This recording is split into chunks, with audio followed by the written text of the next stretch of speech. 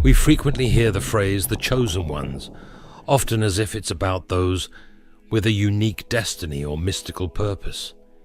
As it says in Matthew 22:14, "For many are called, but few are chosen." What does this verse really mean? What if being chosen is not something bestowed at birth? What if it is forged through unseen trials that many overlook? This isn't the stuff of legends. It's a spiritual calling.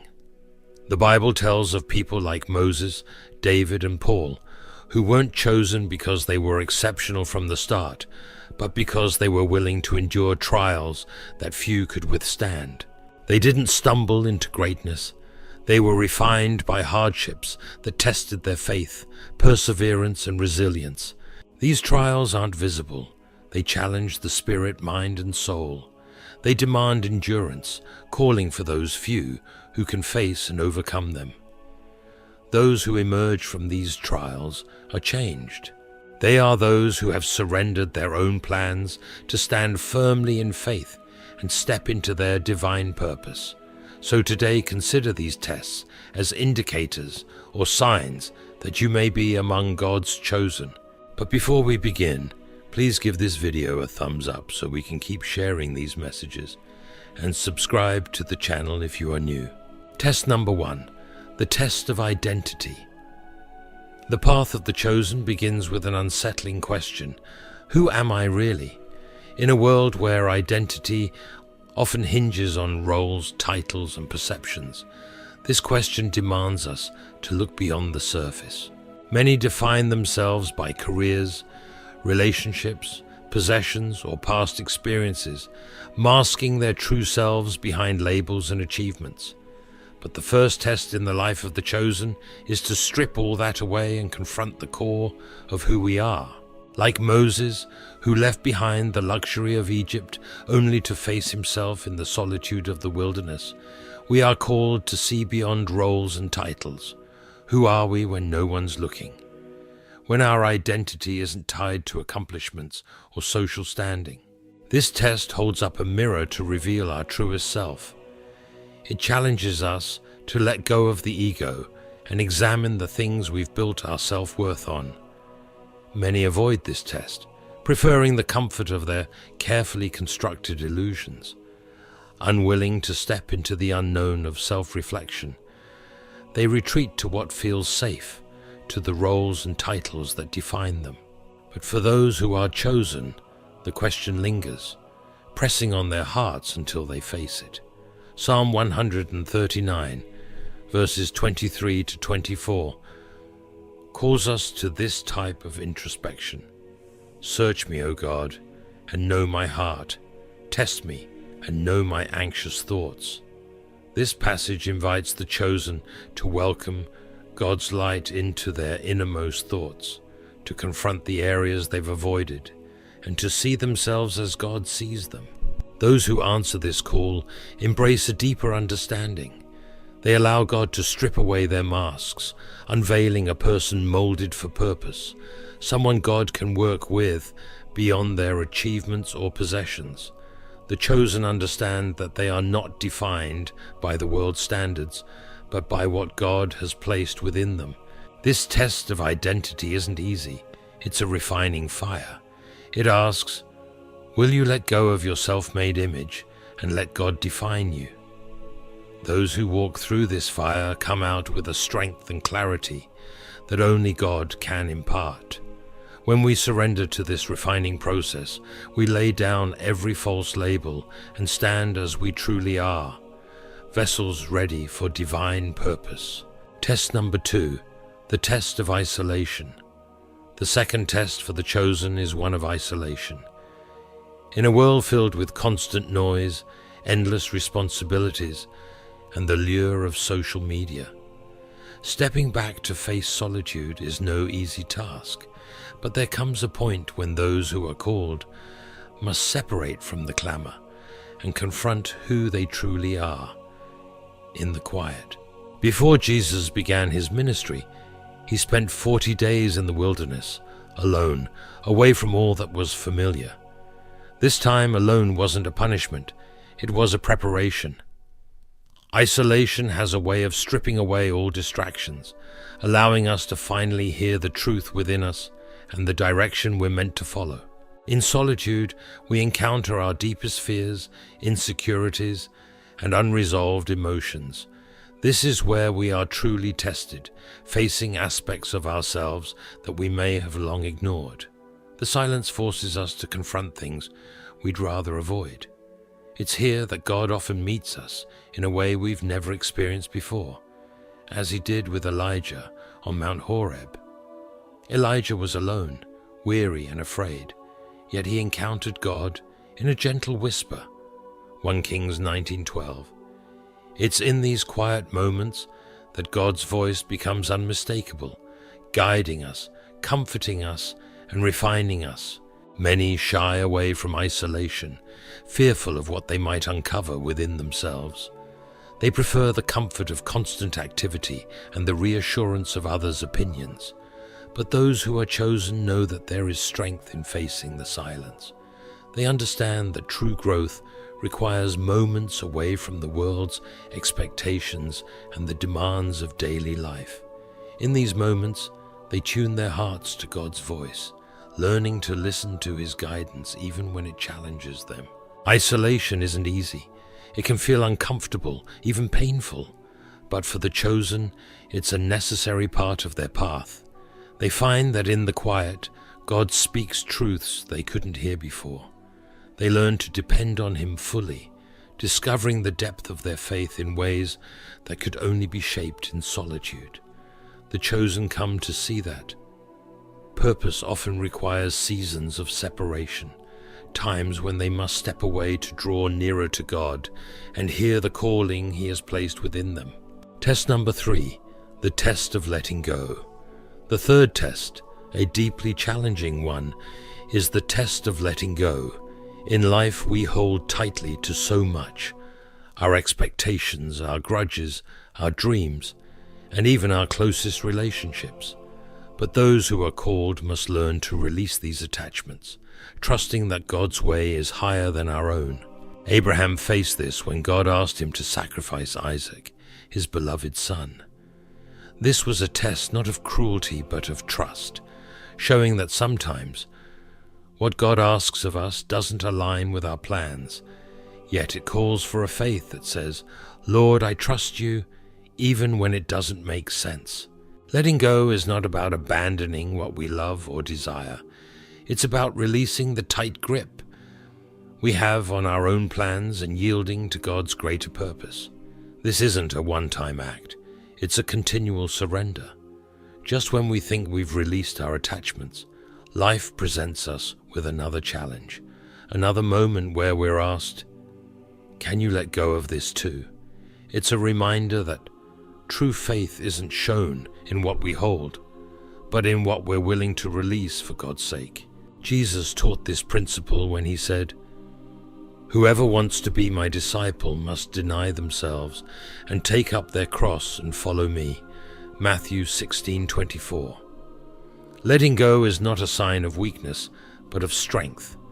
It's the act of surrendering control over our lives, giving our desires and future into God's hands, knowing that his will is good, even if it doesn't resemble our own vision. The chosen know that this test isn't easy. It often means laying down dreams that have taken years to build or releasing people we've held dear. Yet in doing so, they find a freedom that can't be gained by clinging to what was never meant to be theirs. They learn that God's plan is filled with things far beyond what they could imagine, but only if they trust him with open hands. This test is one of sacrifice, but it also builds a faith that stands strong. In each act of letting go, they learn to see God's faithfulness more clearly, discovering that he fills every space they make for him. The chosen are those who walk forward, leaving behind their own will, strengthened by the peace of knowing that God's purpose will always be greater than any plan they could make for themselves. Test number 4, the dark night of the soul. The fourth test, often called the dark night of the soul, is one that has pushed even the strongest believers to their limits. It's a season marked by deep inner struggle and overwhelming hardship, where everything seems to crumble. Relationships fail, careers end, and life itself feels as if it's shrouded in darkness. But this isn't a punishment from God. Rather, it's a refining fire, a cleansing that strips away everything that doesn't belong to our true selves. Job faced this test when he lost his family, his wealth, and even his health, wrestling with hard questions about God's justice and love. In this dark season, God isn't withdrawing his love. Instead, he's removing the superficial layers we've built around ourselves, allowing what's real and unshakable to emerge. The chosen understand that this darkness won't last forever, and even when they can't sense God's presence, they cling to the truth that he is still there, working within the silence. As Psalm 23:4 declares, "Even though I walk through the darkest valley, I will fear no evil, for you are with me." It's a reminder that his hand is steady, guiding them through. This test strips away false comforts and empty securities, leaving only what's real. The chosen must stand firm in faith, even when they have more questions than answers. They endure a silence that feels heavy, where God's voice seems distant, yet they remain because they know that there is a purpose to this season. It's in these moments that they come to see the strength God has placed within them, a light that shines even in the midst of their deepest struggles. For those who endure, the dark night becomes a passageway to a clearer vision of God and a purer sense of purpose. They emerge not just with answers, but with a heart that trusts beyond what is seen or felt. This is where the chosen are shaped, not by comfort, but by faith that holds steady in the midst of trials. They understand that this process is making room for God's light to fill them in a way they couldn't have imagined before. The chosen come out of this test knowing that the darkness served a purpose, that in the quiet, God was refining their spirits, making them vessels ready for his call. Test number 5, the test of faith. In the dark night of the soul, we're called to live by faith, not by sight. This 5th test asks us to place unwavering trust, not only in God, but also in the purpose set before us, a purpose we may not yet fully understand. It's a faith that stands firm in God's goodness, even when life seems overshadowed by struggles. Hebrews 11:1 describes faith as the substance of things hoped for, the evidence of things not seen. In this challenging season, we are asked to lean on what we cannot see, to trust that our pain is not without meaning. Faith during hardship is the essence of the chosen. It's easy to believe when things are clear, but true faith is tested in the unknown, like Peter, who dared to step out of the boat and walk on water. We're called to take steps forward without any visible assurance that we won't sink. Peter knew the risk, but he also knew the one calling him was greater than the waves. This test is not about certainty, but about trust. Trust in the one who guides our steps, even when we can't see the whole path. The chosen understand that faith is not rooted in comfort or clarity, but in a steadfast hope that God is at work, even when his plan is hidden from view. This season of darkness doesn't make sense to the world, but to the chosen, it's an opportunity to strengthen their bond with God. It's a time to release control, acknowledging that even though they don't have the answers, they know the one who does. They choose to believe that God's timing and ways are far beyond human reasoning, and they keep moving forward. In this test, the heart of the chosen is refined, finding strength in a hope that doesn't rely on circumstances. They hold on, not because they have all the answers, but because they trust the promises of the one who is guiding them. Their faith grows deeper, becoming a light that shines even when darkness surrounds them.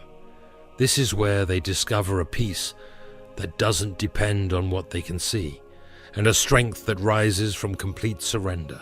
In the midst of this test, the chosen press on, not because they understand every step, but because they believe in the one who holds their path.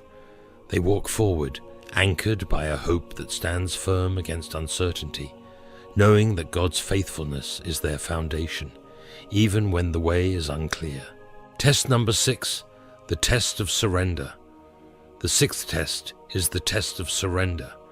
Reaching this point means we've shown resilience, strength, and endurance.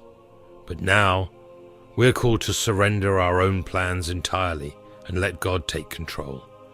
Jesus showed us this path in the Garden of Gethsemane, praying, "Not my will, but yours be done." Luke 22:42. Surrender isn't about giving up. It's about aligning our desires with God's purpose. This test teaches humility and obedience, calling us to release our need to control outcomes and trust in God's timing and wisdom.